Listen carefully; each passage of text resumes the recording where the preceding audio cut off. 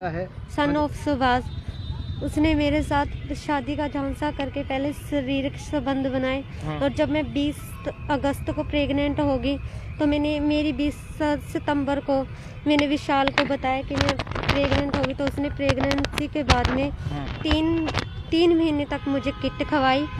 4 month में उसने अपनी मम्मी लाजवंती देवी और पिता सुभाष जी को सारी बात बता दी कि ऐसे मैंने किसी लड़के को प्रेग्नेंट कर दिया है। तो उसकी मम्मा ने और उसके फादर सुभाष ने मिलकर मेरा अबॉर्शन कराने की कोशिश की। लगातार 3 महीने तक वो मेरा अबॉर्शन कराने के लिए मुझे अस्पताल में क्लिनिक में ले जाते रहे।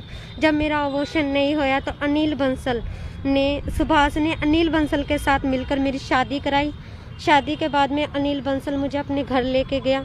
विशाल पहले मुझे अपने घर लेके गया। उन्होंने उसके माता पिता ने कहा कि हम तुम्हारी अच्छे तरीके से शादी करके अपने घर ले आएंगे। तो उन्होंने कहा इतने आप अनिल बंसल के घर पे रह लो। जब हम अनिल बंसल के पास घर पे रह रहे थे तब अनिल बंसल मुझे मेडिसिन खवाता रहा, नशीलियाँ दवाइयाँ, जिससे मैं नशे में रहती थी। मुझे नहीं पता लड़का किधर जाता है, क्या करता है, कुछ मुझे नहीं पता मेरे साथ क्या हो रहा है क्या नहीं। लगातार 1 मंथ तक मैं अनिल बंसल के पास उसके पास रही। वो मेरे कमरे में आता जाता मुझे नहीं पता लगता था। जब उसका 18 उसके माँ बाप मिलने के लिए विशाल को आते जाते रहते थे। शादी के बाद में मिलने के लिए विशाल के घर वाले आते जाते रहते थे। जब 18 अप्रैल को कृष्ण सन ऑफ रामपल राम। नहीं, आप नाम ज्यादा बता रहे हो और अपनी कहानी कम बता रहे हो। कोई रंजिश है या क्या बात है? कहानी बताओ आप, सबसे पहले पूरी कहानी बताओ, आपके साथ क्या क्या हुआ है। रंजिश यही तो बता रही हूँ ना। पहले उसने शारीरिक संबंध बनाए। संबंध बनने के बाद जब मैं प्रेग्नेंट होगी तो 3 किट खवाई, अबॉर्शन कराने की कोशिश करी। जब अबॉर्शन नहीं होया तो मारने की कोशिश करी। उसने उसका अपना अनिल बंसल के घर अपना फूफा बुलाया। फूफा लड़के को अपने साथ ले गया ताकि लड़की के दर्द हो। मेरी डिलीवरी होने वाली थी, लड़की के दर्द हो और लड़की वहीं पे तड़प तड़प के ही मर जाए। उसके बाद में मैंने 7 दिन तक मैं अनिल बंसल के घर पे रही ताकि लड़का आ जाए। नहीं, अनिल बंसल मुझे घर से बाहर नहीं निकलने देता था, ताला लगा के रखता था। जब अनिल बंसल ने एक बार ताला लगा के नहीं गया तो मैंने मेरे फ़ोन करके किसी का फ़ोन लेके मैंने मेरे डैडी को बुलाया। डैडी मेरे साथ ये सब हो रहा है।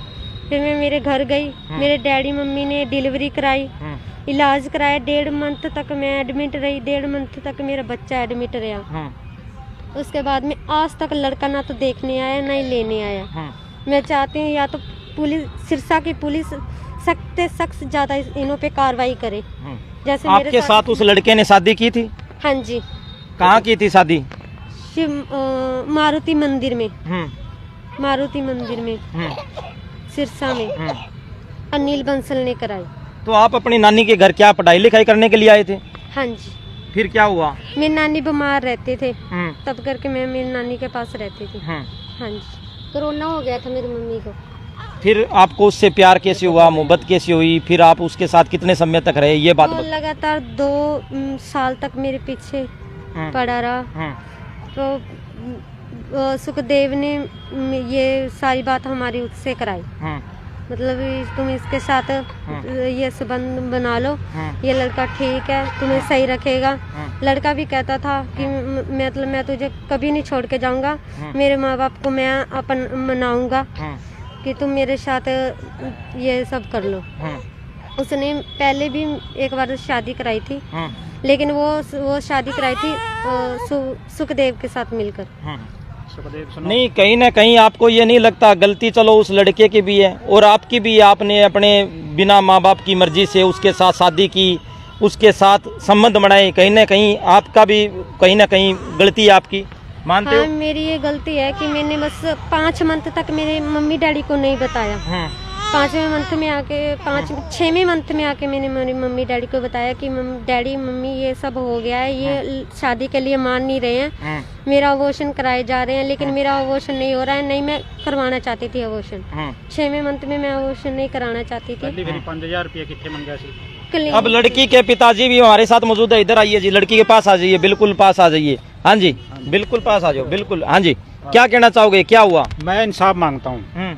इंसाफ के साथ साथ जो लोग इस साजिश इसमें 420 बोलते हैं, चलो मेरे को बोलना नहीं आता क्योंकि मेरे को पंजाबी, जो भी हैं जैसे कृष्ण है, सन ऑफ रामफल राम है, अनिल बंसल मास्टर है, सुभाष है, सन ऑफ चांदी राम है, सुभाष की घरवाली है लाजवंती है, और सुभाष का दूसरा लड़का है, एक विशाल है जो इसके लड़की के साथ जो मान लो इसको शादी का झूठा झांसा दे के इसके साथ, चलो जो भी उसने गलत किया है।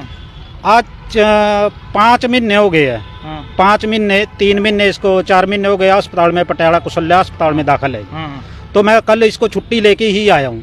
आज भी मैं उसकी ये बात देख रहा हूँ भी चलो उसने जो गलती कर ली है वो गलती को हम सुधार लेंगे, पर वो सुधारने की स्थिति में नहीं है, वो सजा की स्थिति में सजा ही मिलनी चाहिए। यही मैं अपने सिरसा के एसएसपी साहब, एसपी साहब, जितने भी सरकारी पुलिस मुलाजिम कर्मचारी हैं यहाँ के, अपना सिरसा के एडवोकेट जने वकील या जज साहब भी मेरी खबर को देखे, ये वाकई ही सजा के हकदार हैं, सजा इनको मिलनी चाहिए, सजा के इनको फांसी तक भी होना। अब लड़का फरार है? लड़का फरार है जी, हमारे लिए फरार है, इनके घर वालों के लिए फरार नहीं, ये लड़की के लिए फरार है, बस घर वालों के लिए कोई फरार। अगर लड़का अब वापिस आ जाए और इसको बसाना चाहे, रखना चाहे, फिर आप संतुष्ट हो? हाँ फिर संतुष्ट है, हाँ फिर संतुष्ट है। जो अगर लड़का यही करेगा भी मैं नहीं बसाऊंगा इसको, फिर सजा के हकदार। चलो आप आज उस लड़के की फोटो नहीं दिखाएंगे, सामाजिक बेइज्जती नहीं करेंगे। चलो ठीक है जी। क्यों नहीं करेंगे? क्योंकि वो खबर से कहीं ना कहीं उसको शर्म महसूस हो और अपने घर वापस आ जाए और लड़की को बसा ले। मानते हो? हाँ फिर संतुष्ट। फिर संतुष्ट? हाँ जी, हाँ जी। फिर हम कुछ नहीं, कोई कार्रवाई नहीं करेंगे।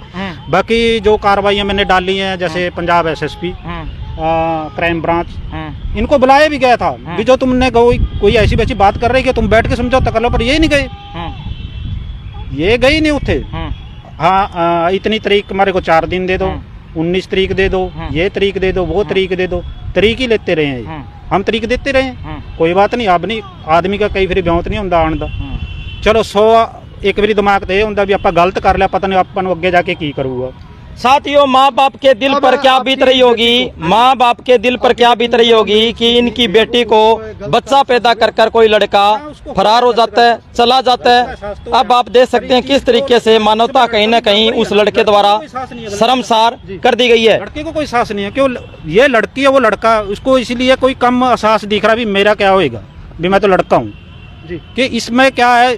हर किसी को देख ला, लड़की वाले की ज्यादा बेइज्जती मानी जाती है, भी मेरी क्या होगा, भी मैं तो लड़का हूँ। आज के दौर में अगर हम देखें तो लड़कियां हैं वो लव मैरिज कर रही है, कहीं ना कहीं समाज का जो ताना बाना है शर्मसार हो चुका है, और ज्यादातर मामले ऐसे ही होते हैं कि लड़का है वो छोड़ करके फरार हो जाता है। क्या कुछ कहेंगे? ये बिल्कुल गलत है। ये जो अपने देश के में कानून आया ना इस चीज का, भी मान लो लड़का लड़की शादी कर लो, वो शादी नहीं करते हैं, वो सिर्फ एक 10 मिनट या 20 मिनट या महीने 2 महीने का थोड़ा सा संतुष्टि कर लेते हैं, शादी शुद्धि नहीं है। ये बिल्कुल गलत है। हाँ, साथियों में आप देख सकते हैं किस तरीके से, आप देख सकते हो साथियों, किस तरीके से लड़की है वो हैरान है, परेशान है और अपने छोटे बच्चे को लेकर दर की ठोकरें खा रही है। सभी साथियों से गुजारिश है वीडियो को ज्यादा से ज्यादा शेयर करें। आप देख सकते हैं किस तरीके से, आप देख सकते हैं दर की ठोकरें लगातार खाई जा रही है, और सभी साथियों से गुजारिश है वीडियो को ज्यादा से ज्यादा शेयर जरूर करें। और आपके साथ क्या क्या हुआ? कानून तो है लेकिन चलाने वाले लोग सही नहीं है। क्या क्या हुआ आपके साथ? कानून तो है लेकिन चलाने वाले मुझे मारने की ही साजिश रचती आई, और अब तक मारने की साजिश है इनकी, अब तक मारने की स्कीम है कि लड़का अभी जिंदा है, लड़की भी जिंदा है, और अब कहीं ना कहीं हम लड़की को मार दे। हाँ जी, हाँ जी। अभी आप क्या गुजारिश करना चाहोगे अपने पति से? मैं यही गुजारिश करना चाहूंगी कि इसको सजा होनी चाहिए। अगर वो वापिस आ जाए, अपनी गलती मान ले, फिर अगर जो वापिस आके अपनी गलती भी मान ले ना, तो अच्छी तरीके से माने, में जब फिर सदर थाने में गई तारीख उसके साथ रहूंगी, वरना मैं उसके साथ नहीं, उसको सजा ही करवाना चाहूंगी। पर जाती तो रही है थाने किसके लिए? अगर वो इनका पति वापस आ जाए, गलती मान ले, क्या करिए इस मामले में? क्या करना चाहोगे? साइड में आ जाओ, साइड में आ जाओ, साइड में आ जाओ, आप भी साइड में आ जाओ। इज्जत देगा नहीं, बोलने दो यार, साइड में। नहीं तो इसको सजा होनी चाहिए। अच्छा, मैं तो कह रही हूँ सजा होनी चाहिए ऐसी पापी को, और जे मेरी बेटी को कदर से रखेगा, सब सहूलियत से रखेगा, फिर तो मैं बसाऊंगी नहीं। पापी को सजा होनी चाहिए। हाँ, क्योंकि हम ना सारी जगह देख ले, वो हमनों का मत्था टेके है बाबा का भाई मेरी बेटी है बसा ले किसी की माँ गले न मना जैसे मेरे गले बड़ी है मैं सब कुछ जो ही है मेरा सारा कुछ मैं किसी की बेटी गले न मना किसी की माँ गले न मना ऐसी जैसे जैसे यह बंदे ने इन्हें किसी ने या छोरा लगा ले चाहे का पति लगा ले कुछ भी लगा ले जैसे मेरे गले करिए ऐसा किसी की माँ गले न करे गलत हुआ है कहीं ना कहीं बेटी के गलत साथ। है। बहुत ज्यादा गलत हुआ है जी। गलत होने में कल्ला एक लड़के का दोष नहीं है। गलत करवाने में लड़के का बाप का है, लड़के की माँ का है, लड़के के भाई का है और के उसके रिश्तेदार का भी है। कृष्ण सन ऑफ रामफलराम रोहतक से है, वो भी गलत कर रहा है। और फिर एक इधर का कोई शिक्षा देने वाला जैसे स्कूल में कोई अनिल बंसल मास्टर वो भी गलत कर रहा है। और 80 में जो लड़के के मामा नाना है वो भी गलत कर रहे हैं। फिर ये तो पूरी गलती कि इनके तो पूरे रिश्तेदार भी गलती हो रहे हैं। तो हम आवाज क्यों ना उठाएं सर, हम आवाज क्यों ना उठाएं।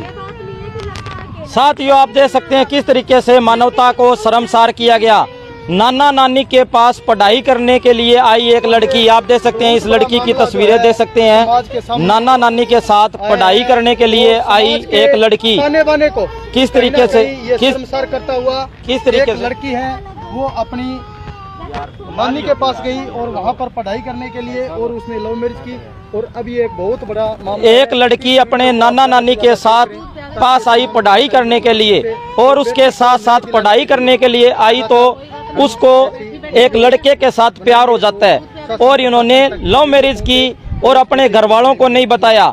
जब ये प्रेग्नेंट हो गई तब अपने घर वालों को बताया और उसके बाद में कहानी जब तक हाथ से बाहर निकल चुकी थी और उसके बाद में मैं आपको बता दूं वो लड़का है वो फरार हो गया। अब बच्चा इन्होंने ही करवाया है।